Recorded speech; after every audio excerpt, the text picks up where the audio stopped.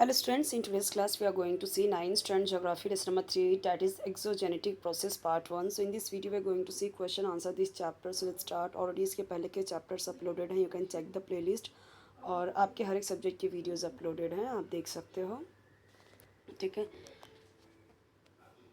यहाँ पे हम देखने वाले हैं डाइजेस्ट आंसर और मैं आपको एक्सप्लेन करते जाऊँगी. इसका एक्सप्लेनेशन, चैप्टर्स के एक्सप्लेनेशन नहीं प्रोवाइड कर रही हूँ मैं, क्योंकि अभी डाइजेस्ट आंसर के ही आ रहे हैं कमेंट, तो मैं उसका ही प्रोवाइड कर रही हूँ. ठीक है, अब यहाँ पे देखिए दिया गया है मैकेनिकल, फिजिकल, वेदरिंग. ये सारे आपके इंपॉर्टेंट पॉइंट्स हैं जो मैं आपको शो कर रही हूँ, वो भी, ताकि अगर वहाँ से कोई क्वेश्चन रहे तो आपको वो भी मिल जाए. जैसे कि यहाँ पे exfoliation, shattering, granular weathering, block test, disintegration, chemical weathering. तो ये सारे यहाँ पे दिए गए हैं पॉइंट्स. तो ये जो पॉइंट्स हैं ये भी इम्पॉर्टेंट हैं. जो chemical weathering occurs through following process, जो केमिकल वेदरिंग होता है उसके क्या क्या प्रोसेस है, तो देखो कार्बोनेशन, सॉल्यूशन, ऑक्सीडेशन, ये सारे हैं फैक्टर्स, राइट. और यहाँ पे types of rapid mass movement, slower mass movements दोनों के लिए हैं. यहाँ पे क्वेश्चंस दिए गए हैं, इसके आंसर्स आपको नीचे दिया जाएगा, वहाँ से देख के फिलअप कर सकते हैं.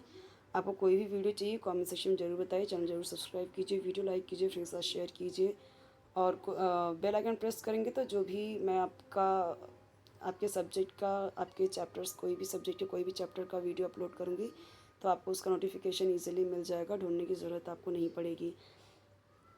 ऑड मैन आउट पे आते हैं, यहाँ पे देख सकते हो आप इसे क्या है इसमें, और उसका रीज़न भी दिया है, आपको भी देना होता है. सिर्फ ऑड मैन आउट पे सर्कल कर देना, उसे लिख देना नहीं होता है, उसका रीज़न भी देना होता है. जैसे ट्रू फॉल्स का भी रीज़न देना होता है, राइट रॉन्ग का.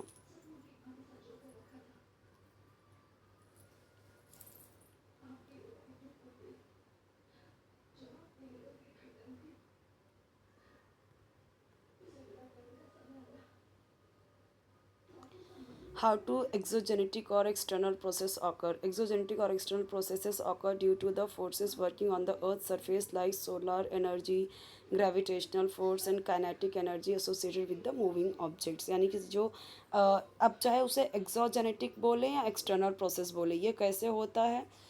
ये जो force working on the earth surface, ठीक है, solar energy, gravitational force, kinetic energy, ये सब मूवमेंट जो है, मूविंग ऑब्जेक्ट्स हैं, तो ये सब एसोसिएटेड है इससे.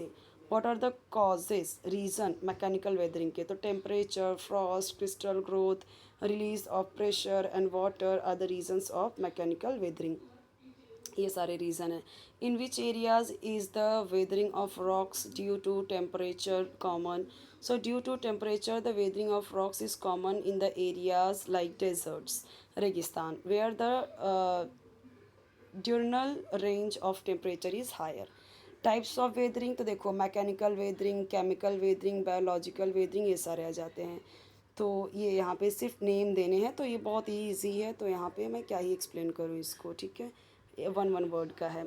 यहाँ पे देखिए कौन से फैक्टर्स रिस्पॉन्सिबल होते हैं ब्लॉक डिसइंटीग्रेशन के.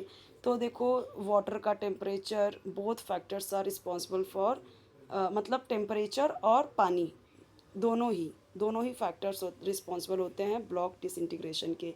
What are the two types of mass movements? Depending on the speed of the moving weathering particles, the mass movements can be classified as rapid mass movements and slower mass movements. Okay, define weathering क्या है, granular weathering क्या है, block disintegration क्या है. तो ये हमने देखा है पहले भी ना आंसर, जो इम्पोर्टेंट पॉइंट्स थे उसमें. तो वेदरिंग क्या है? ये एक नेचुरल फिनोमिना है ऑफ ब्रेकिंग और weakening of rocks is called weathering. Okay,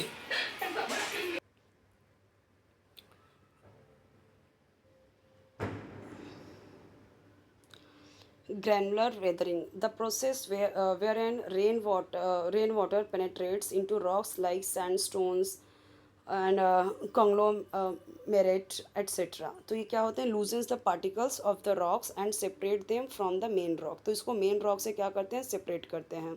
is known as granular weathering. Block disintegration क्या है?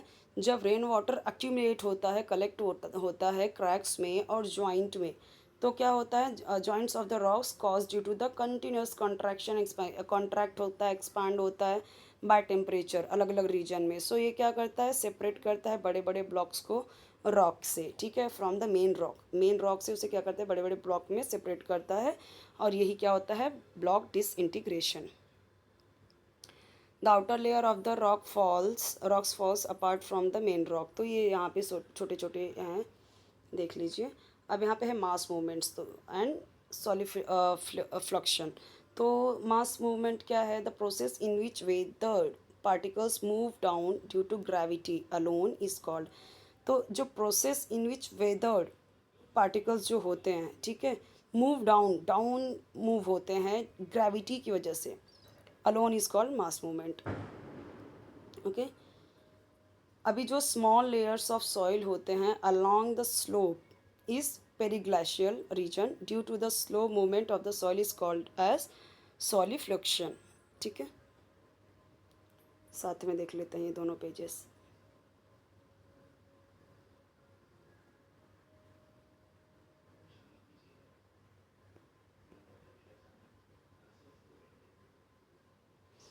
इन the rocky coastal regions the surface of the rocks looks like honeycomb.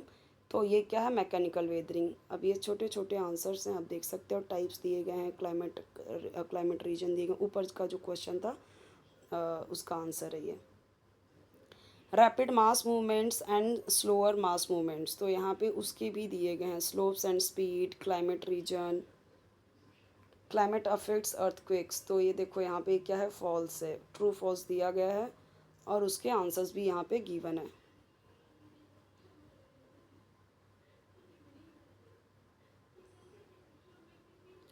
Distinguish between weathering and mass movements, तो इसके भी answer यहाँ पे दिए गए। Give geographical reason.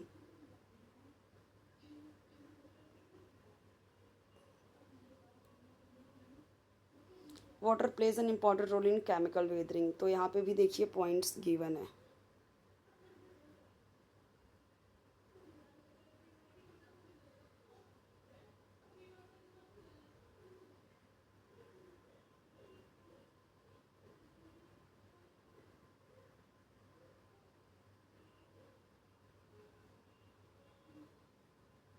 साथ में पेजेस देख लेते हैं।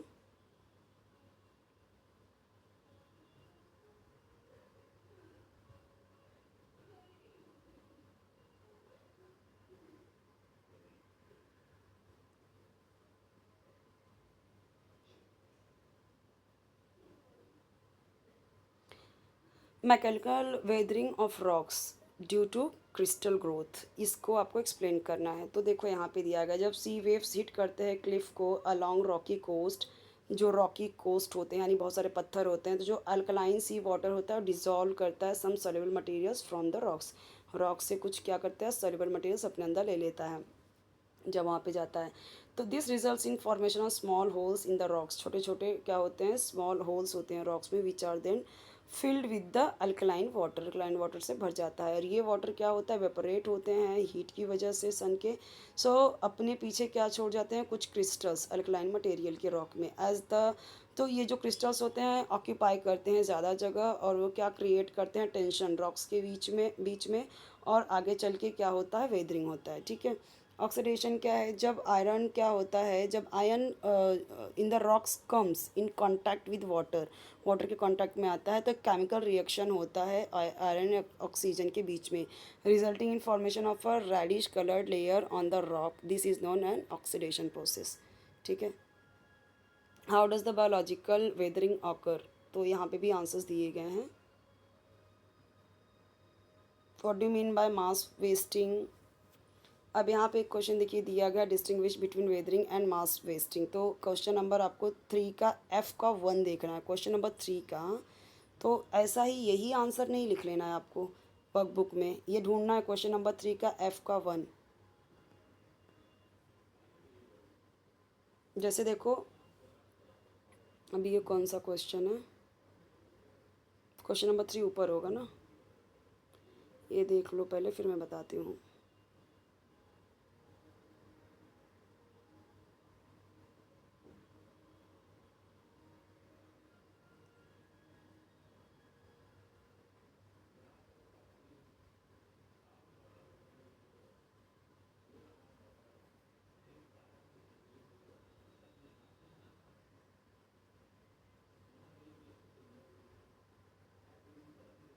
क्वेश्चन नंबर 3 पे आते हैं हम।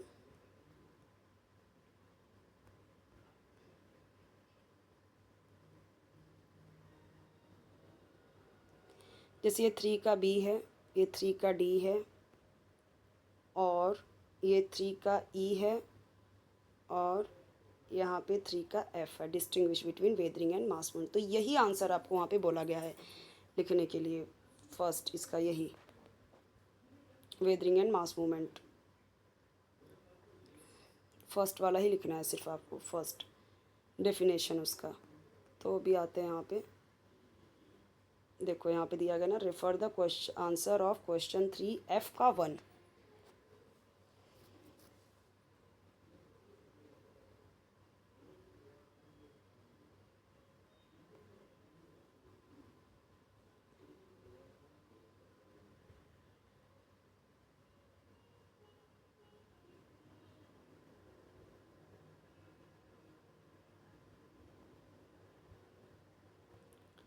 ये question number chapter number 4 exogenetic process part 2 we will see in the next video.